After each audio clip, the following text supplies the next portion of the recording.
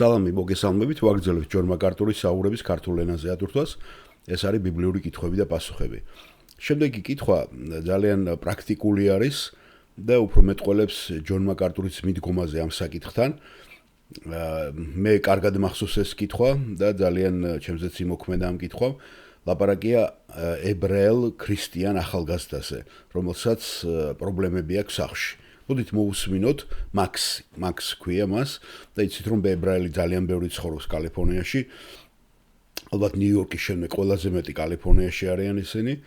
ამერიკაში და მათ აქვთ გარკვეული პრობლემები კულტურული, არ ვიცი თქვენ აკვირდებით თუ არა, ყველა წარმატებული ებრაელი, ვინც კი იყო ან ათეისტი გახდა, იშვიათად ქრისტიანები, მაგრამ ძალიან ბევრი ათეისტი გახდა იმ ოჯახში, სადაც ტრადიციულად ებრაელულად ზდიდნენ. თვითონ რაბინების შვილებიც კი აჯანყდნენ და ძალიან ნიჭიერი ხალხი გამოვიდა სხვათა შორის ისინი და ქრისტიანულ გარემოში, როგორც ევროპაში, ასევე აქ საქართველოს ეგეთი რამე არ მსმენია მე რუსეთში უფრო ყოფილა რუსეთში ძალიან ბევრი ათეისტები გამოვიდნენ მათ იმიდან და იცით ბევრი იყო ბელორუსიაში ასევე უკრაინაში რუსეთში რაბინების შვილები რომლებმაც მიატოვეს ის ტრადიციული ცხოვრების წესი იმიტომ რომ ვერ ალაგებდნენ თანამედროვე ცხოვრებას და ამაზე მე ყოველთვის მახსენდება ქართული მართლმადიდებლობაც და დღეს უკვე დიასპორა რომელიც ძალიან დიდი არის საქართველოს დიასპორა და აგერ ციფრებიც დაიდო ხო ლაპარაკია წარმოიდგინეთ მილიონ ნახევარზე ხო არ ამგონია გაწელილი იყოს ახლა რუსეთში რო არის 700,000 გასაგებია ისინი ჰარმონიაში არიან იგივე რწმენა იგივე არ თქვათ რომ რუსებისგან განსხვავდებით თქვენ არა ყველაფერი სიმღერებიდან მოყოლებული ყველაფერი დედა სამშობლო არის გაღმერთებული და ძალიან მსგავსია ძალიან ასევე შეიძლება ახლოს იყოს გაგიკვირდებათ მაგრამ კათოლიკური სივრცეს ესპანეთი, იტალია, საბერძნეთი ხუმით უმეტეს, სადაც არიან ძირითადად გაფანტული ქართველები, მაგრამ როცა ლაპარაკია უკვე ამერიკაში 200,000-ია, ხო, და ზოგი ამბობს მარტო ნიუ-იორკში არის 200,000. ბუნებრივია, მათი შვილები წინააღმდეგობაში მოხვდებიან იმ სოფხედულობასთან, რომელიც მანდ არის. მიუხედავად იმისა, რომ მანდ არის ბევრი დიასპორები, თუნდაც ბერძნების, თუნდაც იტალიელების და ასე შემდეგ, მაგრამ მაინც, როდესაც უკვე ახალგაზრდები უკვე განათლებას მიიღებენ, ასევე გაეცნობიან ისტორიას ამერიკისაც, ხო? აუცილებლად ისინი სოფხედულობრივ წინააღმდეგობაში მოხვდებიან და მათ ექნებათ პრობლემები და კონფლიქტები. და აი აქ, აი ეს ქრისტიანობა, ცოცხალ ღმერთთან ურთიერთობა, მე მგონი, ყველაზე ჯანსაღი არის თუ მეორეს მესამე თაობას აუცილებლად მიუსწრებს. ის რასაც ჩვენ ვაკეთებთ თვითონაც უკვე თარგმნა არ დაჭირდებათ მათ ვინც ინგლისური იცის ისინი თვითონ ეზიარებენ და მიხვდებიან რომ არაფერი ამაში ტრაგიკული არ არის თუ შენ მამაპაპურ რელიგიას გესმით და არასწორ რელიგიას როცა გინდა სულისხსნა გაცვლის სწორ ჭეშმარიტებაზე და არ დაკარგავ ქართულ ენასაც ხო მე ამასინებზე მელაპარაკა ირლანდიიდან ახალგაზრდა რომელიც არ იყო ძალიან ახლა ისეთი რა ქვია შეიძლება ბიბლიის ცოდნე ქრისტიანი მე გამიკვირდა რომ სამ შვილს მან მაგრა ასწავლა ქართული ენა აი გავოცდი და საიდან მეთქი აი საიდან გაიგე საიდან მოკარი ყური აი თვითონ მას გადარჩენის ინსტინქტებიდან გამომდინარე მან მითხრა ძალიან ლოგიკური რამე რომ ინგლისურს ესენი ისედაც ისწავლიდნენო და მე კიდე პირდაპირ გაგებით აი სამხედროსავით დადგომია და აიძულებდა ყველას და უგრძალავდა ვინც მათ დაელაპარაკებოდა ინგლისურად და თვითონაც კომუნიკაციის პირველი ენა მათთან და ჟარგონებითაც კი ლაპარაკობენო ჩემი შვილებია და ძალიან გამიხარდა სხვათა შორის მე მგონა რომ მარტო ორი შვილი ყავდა და თვითონ სამი შვილი ყოლია და სამივე შვილს ქართული მაგრა უსწავლია და ეს გამიკვირდა იმიტომ რომ მას არ აქვს ისეთი კომუნიკაცია თვით სტუმრად რომ მოდიონენო ჩემთანო ხომ ქართველი ჩემი მეგობრები იქ მაცხოვრებელი დუბლინში ცხოვრობს ირლანდიაში იმათაც კი უგრძალავდიო მეო და უბრაზდებოდიო რომ ბავშვებს და იმათ არ ელაპარაკათ ინგლისურადო აი რა ვიცი ეს ძალიან კარგი რაღაცა და ესე რომ გააკეთებს ადამიანი და ინგლისურ ენითაც მიწდება ხელმისაწვდომი იქნება თუნდაც ის გამოცდილება ხო ჩვენ ბევრი რამე წავიღეთ ხო ორთაბრძოლები კალათბურთი რა ვიცი რემონტები ყველაფერი ეკონომიური საკითხები დემოკრატია პოლიტიკური საკითხები და ამაზე არავინ არ ფიქრდება გესმით რომ რაღაცნაირად ტაბუდადებულია რელიგიის თემა ნუ თუ არ შეიძლება რელიგიაც დავფიქრდეთ რომ აბა ეს ხალხი როგორ ააშენეს სოფხედულობა რელიგია ძალიან მნიშვნელოვანია ხო კავშირს ნიშნავს იმედი მაქვს რომ ნელ-ნელა დაიძრება ეყინულით ქართულ ცნობიერებაში. აი მოვუსმინოთ აბა რა პრობლემა აქვს მაქს. სალამი ჯონ, მე მქვია მაქსი, მე ვარ ებრაელი ქრისტიანი და მამაჩემს არ უნდა რომ ეკლესიაში მოვიდე აქ. გესმით ალბათ ხომ? და მე მომიწია ხელწერლის დაწერაც კი. რადგან არ ვიცოდი რა მეთქვა მისთვის და არც მინდოდა მაშინ მათთან კონფლიქტში შევსულიყავი. ეხლაც ნერვიულობ როცა ვლაპარაკობ. არაუშავს მაგს გააგრძელეთ, მე გისმენთ დაგვირებით.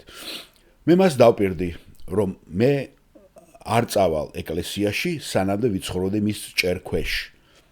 და მე ვცხოვრობ ჩემს მშობლებთან ერთ სახლში. და ვაპირებ მალე გადასვლას, მაგრამ მინდა რომ ჯერ ვიპოვნო ისეთი ვინმე, ვინც საცხოვრებლის ხარჯებს ერთად გავიყოფთ, რადგან მე მარტო ვერ შევძლებ ამ ქირის გადახდას. ამიტომ მე დავპირდი, რომ არ წავიდოდი ეკლესიაში, მაგრამ აგერ აი ამ ჩემმა მეგობარმა მაინც პრაქტიკულად შემომათრია ისევ თქვენთან აქ. დიახ, ის გააკეთებს ამას, თუნებას მიცემ ჯორმაგარტული ეუნება. პრობლემა ის არის, მე ვფიქრობ, რომ მე დავარღვე პირობამ ამ აღამ რომ მოვედი. არ ვიცი რა უთხრა ახლა სახში რომ დავბრუნდები. რომ შემეკითხება და ეს წარიო ღვთისმსახურებას, მე უნდა მოვიტყუო და უთხრა მას. და ჯორმაგარტულმა უთხრა, ნება მომეცით, მე მოგცეთ პრაქტიკული და რჩევა და პერსპექტივა ამის შესახებ. კარგით? დიახ, გისმენ ჯონ. მე ვფიქრობ, რომ ხანდახან ჩვენ ხშირად ნაჩქარევად სულერულ დაპირებებს ვიძლევით ხოლმე. ვიცი ხომ ესეთი რაღაც. კი, მე მესმის ჯონ. დიახ, მე ვფიქრობ, რომ ხანდახან ჩვენ ჩვევი ადამიანებს მივცეთ დაპირებები, რომლებიც ჩვენ არ უნდა მიგვეცა, რადგან არსებობს უფრო მაღალი აღთქმა, რომელიც ღმერთთან გვაქვს დადებული. გასვოთ ხომ, მე შეგახსენებთ უბრალოდ ეს ბევრგან არის მოცემული სახარებებში, მაგრამ განსაკუთრებით მათეს მე-10 თავში, სადაც 35 მუხლში ნათქვამია: მოვედი, რათა გავყო მე შვილი მამისაგან და დაუპირისპირო. გასვოთ ხომ? დიახ, მე ეს ვიცი. ასული დედამისის წინააღმდეგ, გრძალი დედამთილის, კაცის მტერი მისი ოჯახის წევრები იქნებიან და ვისაც ჩემზე მეტად უყვარს მამა, დედა, არ იქნება ჩემი ღირსი, ან ვისაც უყვარს შვილი, ქალიშვილი, ვაჟი, მეტად უყვარს არ არის ჩემი ღირსი. და ვინც არ აიღებს თავის ჯვარს და ეს ნიშნავს სიკვდილისათვის ზადყოფნასაც. და თუ არ შეუძლია რომ გამოვყვეს, არ არის ჩემი ღირსი. ხედავთ? მაგრამ ვინც მოიპოვებს თავის სულს, ხედავთ, დაკარგავს მას. და ვინც დაკარგავს თავის სიცოცხლის შემიგულისათვის, ის იპოვის მას. ფიქრობ, რომ შემდგომარეობაში მე რომ ვიყო, მე წავიდოდი და მამასთან დაველაპარაკებოდი. შენ გინდა იყო პატიოსანი და იყო გულწრფელი, გულახდელი შვილი. და გინდა რომ შენი სიტყვა დაიცვა. მაგრამ შენ ეტყოდი, მამა, არის ღმერთის უმაღლესი მოწოდება, რომ იყო ერთგული იმისა, რაც ქრისტემ გააკეთა ჩემ ცხოვრებაში. თქვენ არ გინდათ რომ იყოთ თქვენი სიტყვის ორგული, მაგრამ ასევე გძნობთ რომ ღმერთმა თქვენ გულზე დაგადოთ ეს დიდი ტვირთი, რომ იყოთ პირველ რიგში ღმერთის ერთგული და მისი მორჩილი. გაუზიარეს მას, თუნდაც ამ სიტყვებით, თუ გინდა წმინდა წერილიდან მოუყვანე, რომ შენ უნდა დაემორჩილო უფალს. მაგრამ თქვენ უნდა იყოთ ამ დროს ძალიან გულმოწყალე, მიმტევებელი, მოსიყვარულე და არანაირად არ უნდა ეჩხუბოთ მამას. მას უნდა აჩვენოთ, რომ თქვენ გწამთ და თქვენ სერიოზულად უდგებით ამ საკითხს და გსურთ შეინარჩუნა თქვენი თლიანობა პიროვნების და არ გინდათ რომ იყოთ მატყუარა. დაპირება, რომელიც დადებით, გინდათ რომ შეასრულოთ, მაგრამ ამავე დროს უნდა უთხრათ, რომ თქვენ პრინციპული ხართ ამ საკითხთან მიმართებაში. უნდა უთხრათ, რომ არ გინდათ იმის დარღვევა, მაგრამ თქვენ აპირებთ ამის გაკეთებას, რისიც გჯერათ. კარგი ჯონ, მე ამას გავაკეთებ, მაგრამ პრობლემა ისაა, რომ მე როცა ამას ვეტყვი, ეკლესიაში წავედი, ხომ? სანამდე მან ცხოვრობ, შეიძლება მან გამომაგდოს გარე და არ ვიცი. მე უთხარი, რომ ერთი თვე მომეცი მეთქი, რომ ვიპოვო ადგილი, მაგრამ ეხლა რომ დავარღვიე, მე არ მინდა დიდი სცენების მოწყობა, იმიტომ რომ შეიძლება სიტუაცია კონტროლიდან გამოვიდეს. ნუ ინერვიულებ ამაზე ჯონ მაკარტური პასუხობს. თუ ესე მოგიწია, დაგეხმარებიან აქ ჩვენიდან ეკლესიიდან ვინმე.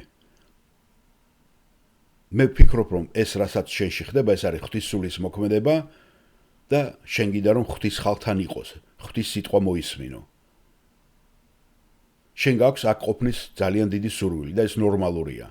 ასე რომ მე არ ვინერვიულებდი ამაზე, უბრალოდ ვიტყოდი.